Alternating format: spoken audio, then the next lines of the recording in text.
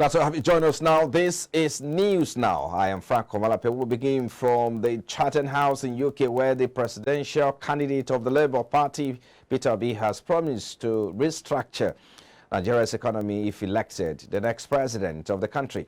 Peter Obi made this known at the Chatham House, UK, while sharing his plans for Nigerians today. Peter Obi, the presidential candidate of the Labour Party, was scheduled to speak at Chatham House in London today. We'll bring you details of these and many more in our subsequent bulletins. Away from there now, President Muhammadu Buhari and Oshibajo, members of the National Assembly, service chiefs, and the diplomatic corps to honor the nation's fallen and living heroes.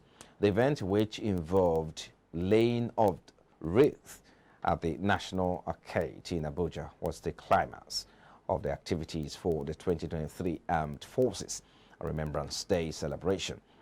First to lay the wreath was the President, followed by Vice President, Senate President Ahmed Lawan, Speaker House of Representatives Femi Gbajabiamila, and Chief Justice of Nigeria, Justice Olukayode Ariwola. Away from the now, Zamfara State Governor Bello Mohammed has changed relevant stakeholders for their continued support and charged relevant stakeholders to continue their support in effort of security agencies towards achieving lasting peace in the state. The governor made the remark during this year's Armed Forces and Remembrance Day held at Trade Fair Center in Gusau. The Armed Forces Remembrance Day was celebrated amidst what Governor Bello termed resounding victory in the ongoing effort towards achieving lasting peace in the state. The governor noted that relative peace has been restored to a number of communities mostly hit by insecurity across the state, and enjoined the military and other security agencies operating in the state to remain professional and committed to ensuring that the battle is completely won. I wish to express my sincere gratitude to Allah subhanahu wa ta'ala, who in his infinite mercy and blessing spare our soul and body to witness this annual event of remembering our fallen heroes.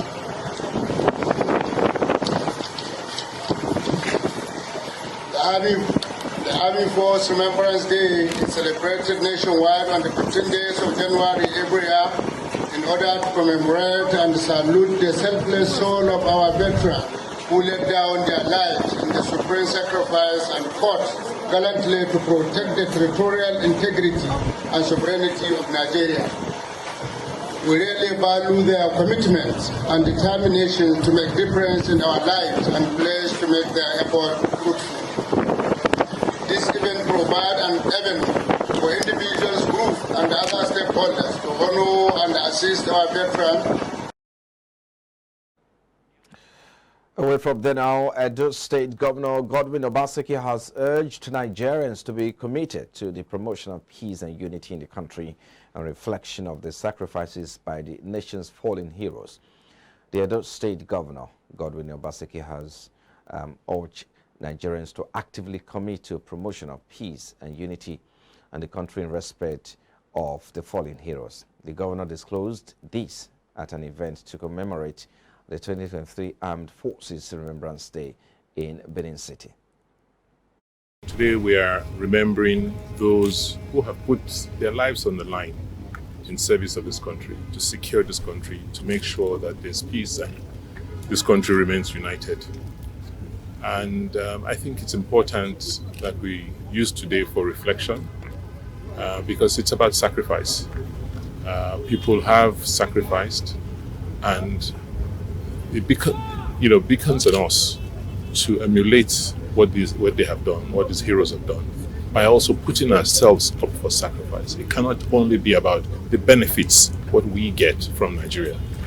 Now we should begin to think more about what we offer our country, because except the thinking evolves in that direction.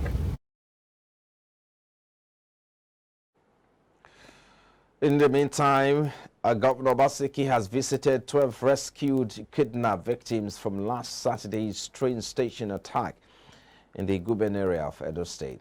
During the visit to the police cottage hospital in the area of Benin City, where they had been taken for tests and rehabilitation after the rescue operation, Obaseki assured that the victims, the state government will leave no stone unturned in securing the release of the two remaining hostages.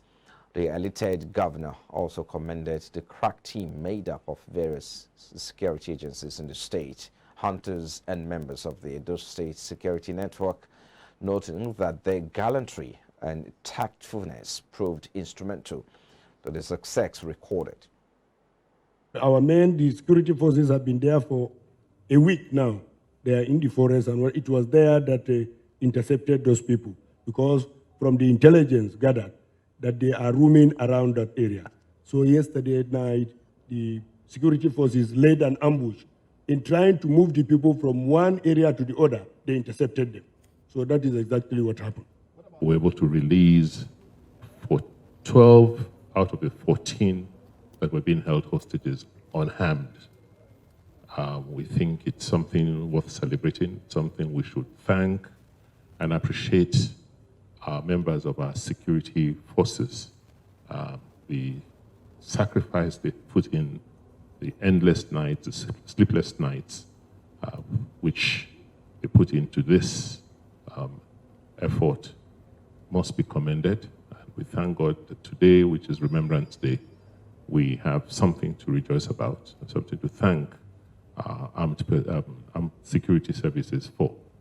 That's how I feel, and we will continue to invest in the security system of the state. We'll continue to encourage the collaboration of our forces, security forces, and we will make sure that we continue to invest in the requisite technology and equipment. And now, barely 4 days after President Muhammadu Buhari assured Nigerians of his administration's determination to consolidate gains recorded in security, troops of the Nigerian army have neutralized scores of bandits, including Ibrahim Kachala Gudau. Gudau, a notorious and one of the most dangerous bandit leaders, commanded a group carrying out kidnapping and killings in Kafuna, Katsina, Zamfara, and part of Niger Republic. And our Lagos State High Court will today begin the trial of ASP Drambi Vande, who allegedly killed a Lagos-based lawyer, Mrs. Omobolanle Rahim, on Christmas Day. The news report says the police officers attached to Ajiwe Police Station in Aja, Lagos State, allegedly shot Rahim dead while she was returning from an outing with her family members. In the meantime, the Oyo State Command of the Nigerian Immigration Service has appealed to members of the public who have applied for passports in the past 6 to 9 months to come for onward collection. The command stated that it had about 7,500 uncollected passports in its custody. A Controller General, Idris Issa Jerry, represented by the Acting Deputy Controller General, Planning, Research and Statistics, Dora Amachia, made the appeal in Ibadan during an inspection and task force visit. A Controller General explained that the service had not relented in its mandate of ensuring adequate production of passports to Nigerians, amongst other responsibilities. She implored those concerned not to wait till the expiration of the document, as no extra charges or penalty will be incurred. We have close to about 7,500. Out of the 7,500 booklets, 5,425 is the passports issued with the new harmonized electronic passports, and the old electronic passports is about 1,999. And up to this moment I'm speaking with you, we've been sending messages. Some pick up the messages, some you know that it gets there, but some are even wrong numbers that they placed on them. So we are using this medium that if you know that you apply for passport in the last 6 months to 9 months and you have not collected them, please, they've been produced. They are waiting for you to come pick them up at the passport office in Oyo State Command of the Nigerian Immigration Service.